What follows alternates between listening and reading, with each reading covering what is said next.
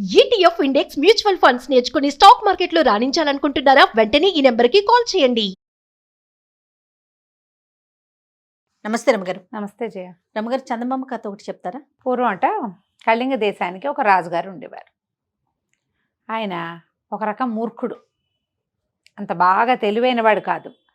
మనం ఏదైనా ఒక వాక్యం మాట్లాడితే ఆయనకి ద్వితీయార్థమే అర్థమవుతుంది అనమాట. ఆయనకి ఏది సరాసరి వాక్యాలు తీసుకోడు ఆయన. ఆయనకి ఇద్దరు మంత్రులు ఉండేవాళ్ళట, రంజనుడు భంజనుడు అని. రంజనుడు చాలా సూటైనవాడు, తెలివైనవాడు, సమయోచితంగా మాట్లాడేవాడు, సమయస్ఫూర్తి కలిగినవాడు. ఓకే.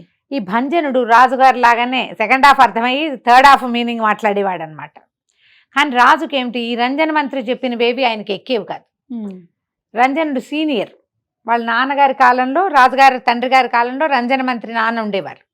తాతగారి కాలంలో రంజన మంత్రి తాతగారు ఉండేవారు. సీనియారిటీ తర్వాత ఏమో ఒక రకమైన నెపోటిజం వర్కౌట్ అయ్యి ఆయన ఉన్నాడనమాట, రాజుగా మంత్రిగా ఉన్నాడు. భంజనుడు ఏదో ఒక సందర్భంలో రాజుగారికి నచ్చేలాంటి ఒక తెలివి తక్కువ ఐడియా ఇచ్చి మంత్రి అయ్యాడు. రాజుకి ఎప్పుడు భంజనుడే నచ్చేవాడు.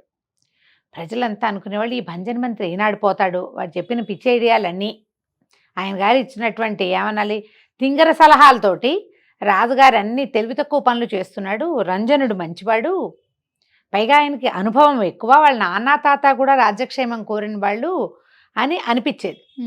ఈ భంజనుడి పీడ ఎట్టా విరగడ చేసుకోవాలో తెలియదు వాళ్ళకి. భంజనుడు లేడనుకో, ఐడియా ఇచ్చేవాళ్ళు లేక నచ్చినా నచ్చకపోయినా పెద్ద మంత్రి చెప్పింది వింటాడు రాజు ఎంతో కొంత. ఈ భంజనుడు వచ్చాక ఆయన మరీ తెలివి తక్కువ ఐడియాలు. రథం వెళ్తుంటే దారిలో చెట్లు అడ్డం వస్తే చెట్లు కొట్టేయటం. ఆ చెట్లు ఎప్పుడో 50 సంవత్సరాల క్రితం పాతిపెట్టిన చెట్లు రోడ్డంతా ఉంటే ముందు కొట్టించుకుంటారు, కానీ చెట్టే కొట్టించేసుకుంటారా? అదే కదా.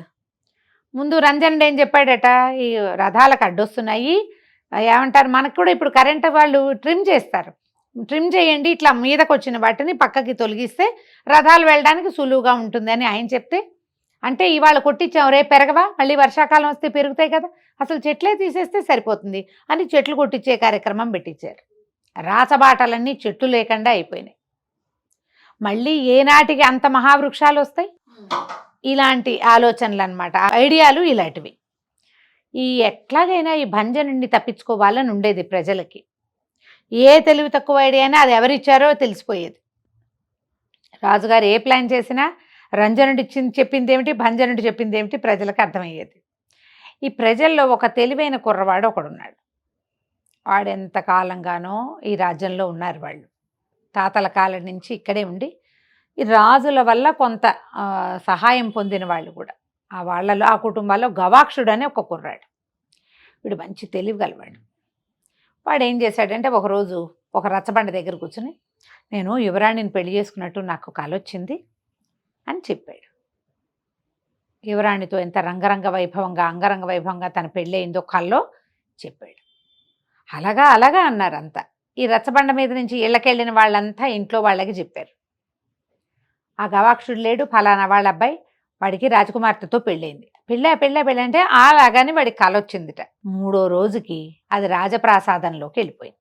వాడి కల వాడెవడో ఒకడికి రాజకుమార్తెను పెళ్లి చేసుకున్నట్టు కల వచ్చిందని వాడు ఊరంతా చెప్పు తిరుగుతున్నాడు అని రాజుగారి దగ్గరికి వచ్చేసరికల్లా రంజనుడు అన్నాడు, వాడి కల వాడి ఇష్టం, కానీ చెప్పకూడదు అట్లా, దానికి తగిన శిక్ష విధించాలి, వాడిని కేకేసి వాడిని శిక్షిద్దాం ఓకే అని రంజనుడు చెప్పాడు. అబ్బాయి నీకు కల వస్తే వచ్చింది, ఇట్లా రాజకుమార్తెను పెళ్లి చేసుకున్నట్టు 1,00,000 మాటలు పుడతాయి, రేపొద్దున అమ్మాయికి వివాహం కావాలి, ఇట్లాంటి పిచ్చి మాటలు మాట్లాడదని ఓ 2 లెంపకాయలు కొట్టి ఓ రోజు జైల్లో పెట్టి ఓ పూట అన్నం పెట్టకుండా మానేసి పంపించేస్తే అమ్మో ఇలాగ అవుతుందని భయపడతాడు, చాలు అన్నాడు రంజనుడు. భంజనుడు అన్నాడు, అవురవురా, వాడేవాడు రాజకుమార్తెను పెళ్లి చేసుకోవడానికి, వాడిని చంపేయాలి, వాడిని ఉరిదీయాలి మహారాజా అన్నాడు. రాజుగారికి ఉరిదీయటం అనేది చాలా అద్భుతంగా తోచింది.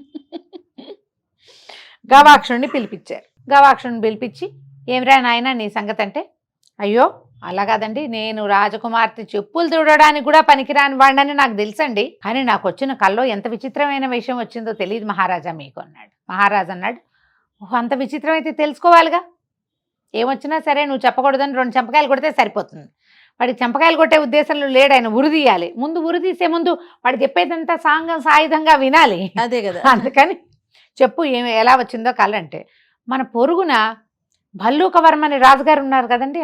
మనకు ఈ రాజ్యానికి, కళింగ రాజ్యానికి పక్కనే ఇంకొక రాజ్యం ఆనుకునే ఉంది. దానికి రాజు భల్లూకవర్మ. భల్లూకవర్మ గారు నేను ఎంత వద్దన్నా నా కల్లో రాజకుమార్తెనిచ్చి నాకు పెళ్లి చేశాడండి అని చెప్పాడు. ఆనంగానే రాజుగారు వెంటనే రంజన మంత్రి వైపుకి తిరిగాడు. ఆ భల్లూకాన్ని ఏం చేస్తే పాపం, ఏం చేసినా పాపం లేదో అని అరిచాడు. అరవంగానే రంజన్ అన్నాడు, కలే కదా ప్రభు, పర్వాలేదు, వీడిని శిక్షిద్దాం, వీడు ప్రచారం చేయకూడదు, ఇట్లా మాట్లాడకూడదని వీడిని శిక్షిద్దామని చెప్తున్నాడు. ఈ భంజనుడు అన్నాడు, ఆ భల్లూకంగాడికి ఎత్తకోబండి, కల్లో అయితే మాత్రం మన అమ్మాయిని పెళ్లి చేయడానికి వాడేవాడు, భల్లూకంగాడు అంతు చూడాలి మహాప్రభు అన్నాడు భంజనుడు. రాజుకి అంతు చూడండి అన్న మాట చాలా ఆసక్తికరంగా వినపడింది. బాగుంది రమ్మగారు. ఏమన్నాడు, వెంటనే సైన్యాధిపతి ఎక్కడావు అని కేకేసి సైన్యాధిపతి అక్కడెక్కడో కూర్చుంటే ఆయన పిలిచి సైన్యాన్ని సమాయత్తం చేయి, రాజపురోహితుడిని పిలిచి యుద్ధానికి ముహూర్తం పెట్టించు, మనం భల్లూకవరం మీదకి వెళ్తున్నాం అనగానే ఇతను అన్నాడు రంజన మంత్రి ఉన్నాడుగా, ప్రభు యుద్ధం అంటే చిన్న మాట, ఇప్పుడు ఎందుకు పనిమాల దీనికి, ఈ చిన్నదానికి కుర్రాన్ని శిక్షించండి చాలు ప్రభు, భల్లూకుడు మీదకి మనం వెళ్ళకూడదు, భల్లూకవర్మ సమర్థుడు, మనకేమి ఏర్పాట్లు లేవు, అనవసరంగా ఒక కళను పట్టుకుని యుద్ధానికి వెళ్ళొచ్చునా, వద్దు వద్దు వద్దన్నాడు రంజనుడు. భంజనుడేమో రాజుగారు తానా అంటే తందానా, నేను కూడా వస్తాను ప్రభు ఒక కత్తి పుచ్చుకుని అని చెప్తున్నాడు. ఈ గవాక్షుడు, కాదు ప్రభు మీరు పూర్తిగా వినలేదండి నా కళ అనగానే, ఓహో ఇంకా ఉందన్నమాట అని, సరే ఏమైందో ఇంకా చెప్పమన్నారు. వీడు మళ్ళీ గోళ్ళు చూసుకున్నాడు, వేళ్ళు చూసుకున్నాడు, అటు ఇటు చూశాడు. అసలు నిజానికి కల్లో ఏమైందంటేనండి, ఆయన భల్లూకవర్మ మన రాజ్యం మీద దండెత్తాడా అంటే, చెప్పావు కదా అదన్నారు. దండెత్తి వచ్చి పెళ్లి చేశాడు కాదండి, దండెత్తి వచ్చి మన రాజ్యాన్ని కైవసం చేసుకుని ఈ భంజన మంత్రి రంజన మంత్రి ఇద్దరూ చూస్తుండగానే మిమ్మల్ని సంహరించి అప్పుడు రాజకుమార్తెనిచ్చి పెళ్లి చేశాడండి అన్నాడు. అనగానే రాజు నిర్ఘాంతపడడానికి మెడపట్టుకున్నాడు. వెంటనే ఏమిటి నన్ను సంహరించాడా అన్నాడు. సంహరించాడండి. గవాక్షుడికి తెలిసిపోయింది, రాజుగారు ఇంకా అటు ఇటు చూడు, తన వైపే చూస్తాడు. మన రంజన మంత్రి భంజన మంత్రి ఇద్దరూ చూస్తుండగానే మిమ్మల్ని సంహరించాడు కదండి.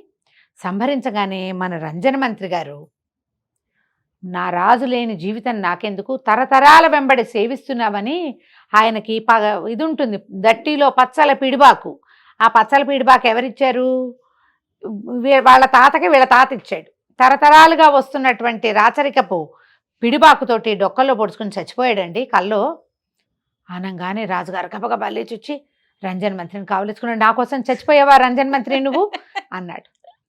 అనగానే గవాక్షుడు అన్నాడు, కాదండి మీరు ఇంకా ఉంది, మీరేమో రంజన మంత్రి ఏమో పొడుచుకుని చచ్చిపోయాడండి నా కల్లో, ఈ భంజన మంత్రి మాత్రం ఆ భల్లూకవర్మ గారి కాళ్ళు పట్టుకుని రాజుకు తగిన శాస్తి చేశారు, నన్ను మాత్రం మీ దగ్గరే పెట్టుకోండి, మీకు ఎంత మంచి సలహాలైనా నేను ఇస్తానని భల్లూకవర్మ దగ్గర చేరిపోయాడండి అన్నాడు.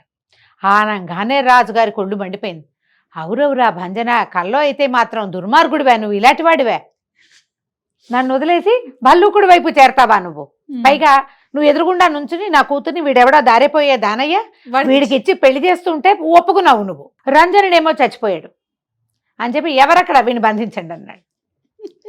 సిద్ధంగా ఉంటారు కదా సైనికులు, ఆల్రెడీ సర్వసైన్యాధ్యక్షుడిని పిలిచి నుంచోబెట్టారు.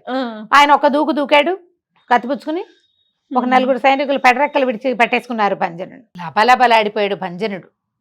కల్లోనే కదా, నేను కల్లో కూడా అలాంటివి చేయనండి అన్నాడు. నువ్వు కల్లో అయినా సరే నువ్వు ఆ పని చేయకూడదు, అది కూడా వాడికి వచ్చింది కదా, పక్కనోడికి వచ్చింది కళ, అదే ఎవడికో వచ్చింది. నమస్కారం. కాళ్ళు పట్టేసుకున్నాడు. బతుకుంటే బలిసాకు తింటాను మహాప్రభు, వదిలేస్తే వెళ్ళిపోతాను అనగానే మిగిలిన వాళ్ళు, ఇతను అన్నాడు గవాక్షుడు, మీకు మిగిలింది రంజనుడే కదా ప్రభు, ఆయన అడగండి ఏం చేయమంటాడు అనగానే రంజనుడు అన్నాడు, హరిహరి ఈయన చంపేయమన్నాడు. ఆయన హరిహరి అని చెవులు మూసుకుంటాడు, మంత్రిని చంపటం ఏమిటి, ఆయన అన్నాడు వదిలిపెట్టేయండి ప్రభు, కల్లో కూడా ఈ తప్పు ఇంకా చేయడు భంజనుడు, అతన్ని దేశ బహిష్కారం విధించితే ఎక్కడికో వెళ్ళి బతుకుతాడు అనగానే, రంజనుడు ఇంత మంచివాడు నా కోసం చచ్చిపోయాడు కాబట్టి అతను చెప్పిన మాట నేను తప్పకుండా వింటా, వీడిని తీసుకెళ్ళి దేశ బహిష్కారం చేసేయండి, వీడి కుటుంబాన్ని కూడా దేశం నుంచి బయటికి గెంటేయండి అన్నారు. వెళ్ళిపోయాడు. ప్రజలంతా చప్పట్లు కొట్టారు. అమ్మయ్య భంజనుడు వెళ్ళిపోయాడు రా అని. ఇప్పుడు రంజన మంత్రిని అడిగాడు రాజుగారు, వీడికి కలవాడికి ఏం చేద్దాం అనగానే, ప్రభు వచ్చిన మాట ఎలాగో వచ్చింది, ఇతను ఇక్కడే కాదు ఊరంతా చెప్పాడు. ఊరంతా బ్యాడ్ ప్రాపగండా అయిపోయింది రాజకుమార్తె మీద. ఈ అబ్బాయికే ఇచ్చి పెళ్లి చేసేద్దాం, మనకు తగిన వాళ్లే వీళ్ళు, తరాల వెంబడి మన దేశంలో ఉన్నారు అని చెప్పి ఏమిటి గవాక్షుడి పట్ల కృతజ్ఞతతో చేశాడు రంజనుడు. ఆ కాలం ఇటు తిప్పుంటే రంజనుడు వెళ్ళేవాడు దేశ బహిష్కారానికి కదా. అందుకని ఈ అబ్బాయికే ఇచ్చి పెళ్లి చేసి ఈ అబ్బాయిని అర్ధరాజ్యం ఇచ్చి మన రాజుని చేసుకుందామండి, రాస విద్యలు అవి కొన్ని నేర్పించుకుందాం అనగానే ప్రజలంతా చప్పట్లు కొట్టారు. తర్వాత కాలంలో ఈ గవాక్షుడికి ఇచ్చి రాజకుమార్తెని పెళ్లి చేశారు. కథకంచికి మనం ఇంటికి. చాలా చాలా బాగుంది రమ్మగారు.